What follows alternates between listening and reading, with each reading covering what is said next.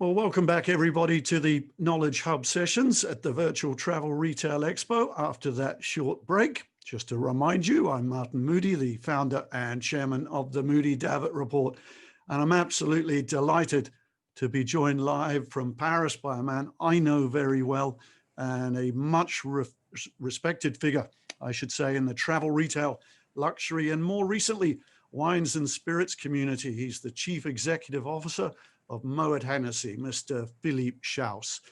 Now, Mr. Schaus is, of course, particularly well known in the travel retail world, having been chairman and chief executive officer of DFS Group from 2012 to late 2017, before taking up his current role heading one of the world's great wines, champagnes, and spirits houses, owned, of course, by LVMH, on whose executive committee he has sat since 2012. So, Philippe, a very warm welcome to you. Hi, Martin. How are you doing? You hear me? Yes. Hello. Yeah, we've got you. We've got you, Philippe. We've got a few technicals coming in. How are you, first of all? I'm very fine. Very fine. I'm doing very well. All fine. Do you hear me? We can hear you. We can hear you extremely well. Okay, perfect. We can hear you.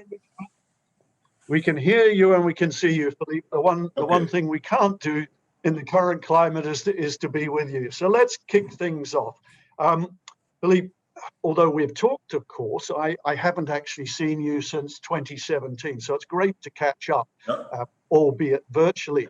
And I was just thinking about this chat, Philippe, and I think you are, in fact, I'm sure you are, the only executive in this industry to have headed both a travel retailer and a brand company, both, of course, among the elite cast in their respective sectors. So you enjoy a unique perspective of our sector, if you will. So I wanted to start, if I may, just with an overview from you of how you see our sector today, its role to Moët Hennessy, and of course, inevitably, Philippe, how COVID-19 has shaped that view. Yeah, I mean, first of all, I would say is that in the longer term, the role isn't evolving really. It's the same that it has been. On one hand, for maisons like Moët Hennessy, travel retail is a fantastic platform for showcasing our products in the most, very often the most elegant environments, and towards a very good selection of end consumers who travels to the airports, who are travelers, who, because they travel, have a higher propensity of discovering new things, they have a higher level of financial means, and so they are really at the core of the consumer we are targeting. So that has not changed, of course, and COVID is not changing that. And so in the long term, I mean, my message to my teams here have been, if anything, we have to elevate the importance of travel retail in our business, in our distribution, because of that unique strengths travel retail has on the branding side, on the positioning side. Now, of course, then we are facing the COVID situation, which is, I guess, in our lifetime, the worst crisis we have been facing so far. It's a global crisis, unlike all the others we have seen so far. It's a very unpredictable one. As we speak, there are talks of new confinement measures here in Paris and in other cities. It's very difficult to plan the business. People say that COVID has accelerated trends, the trends to more digital consumption, the trends to probably to a higher focus of consumers on sustainable development in long term and things like that. And I believe that it has changed, it has accelerated trends, but the fundamental long-term trends are not really affected by COVID. We just have to get out of this and be able to travel again and to be able to have consumers again in the airports. So. Yeah, a very encouraging message coming from you, Philippe, in particular. And bringing it back to Moët Hennessy, we've seen some amazing activations in the channel by Moët Hennessy brands in recent times. And we're seeing them right now. In fact, in the crisis, we're seeing what Hennessy is doing in Hainan at CDF Mal. Such activations obviously require a couple of things. They require belief, commitment, three things, and a lot of money, a lot of investment.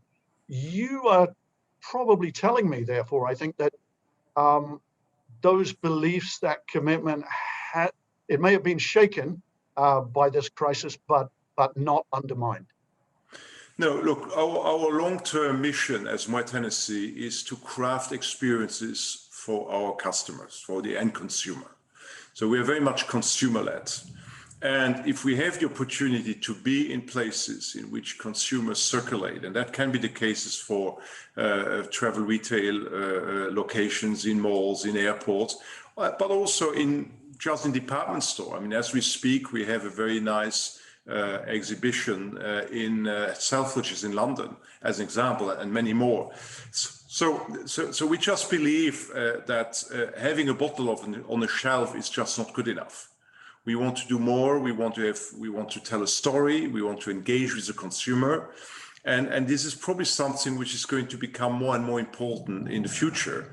As you know, as a consumer has on one hand become much more digital in his approach to consuming.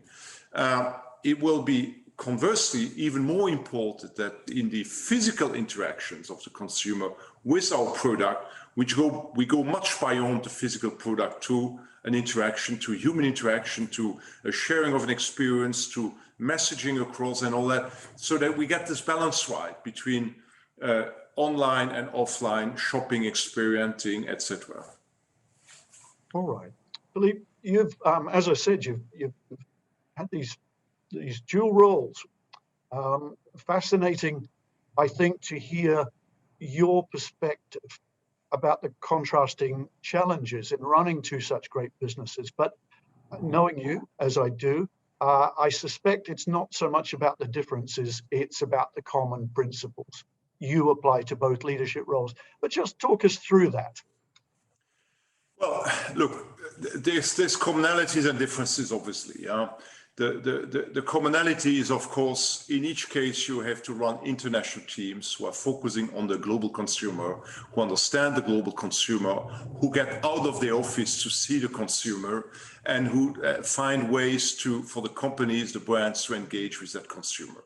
No difference between the two models, whether you're running a travel retail operator, whether you are running a group of brands.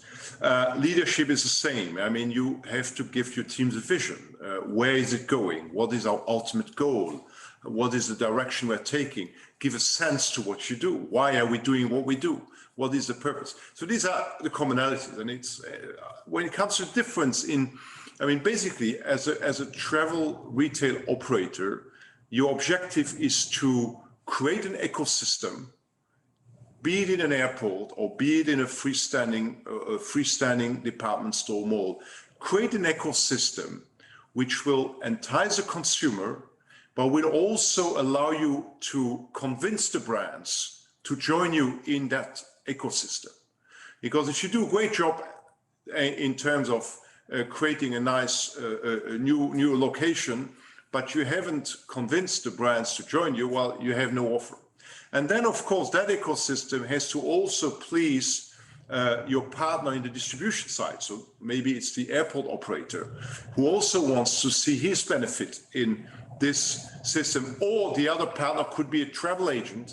I mean, if you look at concepts like Venice, the Tea Galleria in Venice, it was all about creating a new ecosystem for consumers, but making it palatable and acceptable to the travel industry, who were meant to bring consumers to see that mall. And then it was, very importantly, we had to be able to convince the brands, the fashion brands, beauty brands, the wine and spirits brands, that this would be a wonderful proposition for them.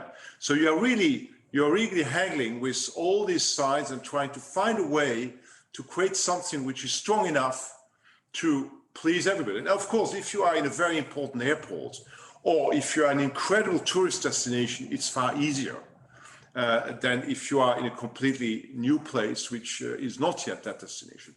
Now, conversely, on the maison side, on the brand side, Well, you are the guardian, the ultimate guardian of the brand. So you are the guardian of brands which may have up to 300 years of existence. So you have to always look at the long term versus the short term. So you have to decide whether you want to be part of that particular project proposed to you by that travel retail operator, you want to be, or that department store operator, what it is, you want to decide you want to be part of it. Does it meet your long-term objectives? Regardless of the fact that it may meet your short-term financial objectives. So you have to balance this out, short-term financials and long-term brand building, because in the end, we are in this role, we are here to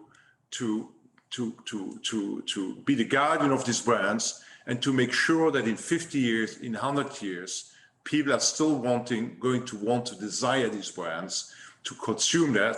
You really want to make sure that in 100 years, when people may have forgotten about who Google is or who Apple is, or a lot of things, they will still be consuming Krug and Dom Perignon and Moët & Chandon and Hennessy. I mean, that's the mission. So it is a different angle, a complementary, but still different angle to look at them. All right. And is that ecosystem, do you think, robust enough? I'm talking about the travel retail ecosystem, nicely put, I thought, to withstand the inevitable short-term pressures of what we are going through. That passenger density, for example, that appealed so much to all the brand companies of the world has been taken away in most places in great numbers. Can we ride out this storm without a kind of avalanche, if you like, of disinvestment by brands? Yeah, I mean, it is of course a very tough situation, and you are seeing. I mean, we in our travel retail business at Moët Hennessy, I mean, like everybody else, we are seeing drops of the likes of 70-80%, depending on the regions, so it's a huge drop. So we are allocating some of the resources to other divisions. We are, on the other hand, we also maintain resources in travel retail because we believe there will be an end of this, and we want to come back strong and be there as a partner again when it comes back. And for those of our partners who have projects, we want to support them in these projects. So will it survive it? Yes, I would think so, to a large degree. I mean, I'm not excluding, of course, intermediaries, actors to disappear in the meantime. I mean, there will be, of course, there will be victims of this crisis in the travel retail business without any doubt. We hope that our maisons and our brands will be there. I mean, there's also the fact, I mean, people have been saying that the COVID crisis has been accelerator to transformation. And some people talk about 5 years, like you take in 1 year what you would have done in 5 years. And that's true to the external world in the sense that people, if you look at the acceleration of online shopping, I mean, you could say that we have taken 5 years in 1 year, but it's also looking at our internal ways of working. I mean, we have been transforming ourselves much more rapidly than we ever had before to be ready for the future, to look at the consumer in a new way, in a post-COVID way. So all that's there. And then the last aspect, which I think is very dear to my colleagues on the who are travel retail operators, is the whole financial model between airports, travel retail operators, and brands. And that financial model, which has been based in many cases on a MAG per passenger, is very difficult, I would imagine, today, because who can predict the mix of passengers? Who can predict the coming back of travel? I mean, this shifting of responsibility or financial risks between the airport and the operator and then the brand. I mean, that formula has to evolve and is evolving as we speak, because it did work to some degree in a relatively stable world in which there was a level of predictability, but in a world whose main characteristic is the unpredictability. I mean, such a model obviously cannot function and needs to be replaced by a more balanced model, I would say. Yeah, I think, and many would concur with you in that, Philippe. That is for certain. Look, the challenging times that you've spoken about apply to one of your categories, of course, in particular to champagne. Now, it's a category. It's well used to crisis. It's been written off many times, and every time bounced back quickly, strongly. It's a drink, though, a beverage, a great wine that is so synonymous with celebration, I suppose, that it clearly faces challenges, if you like, when there's little cause to celebrate. So, how tough a year is this proving? And firstly, how do you cope with that climate, and how optimistic are you for the future? Yeah, so first of all, let's be transparent. I mean, the champagne business is suffering. The Champagne region as a whole anticipates that the usual 300 million bottles sold per year will go down to between 200 and 220 million this year. Nobody knows exactly because Christmas is such an important part of the business. So, but clearly there is a strong reduction of the business this year for the reasons you just gave.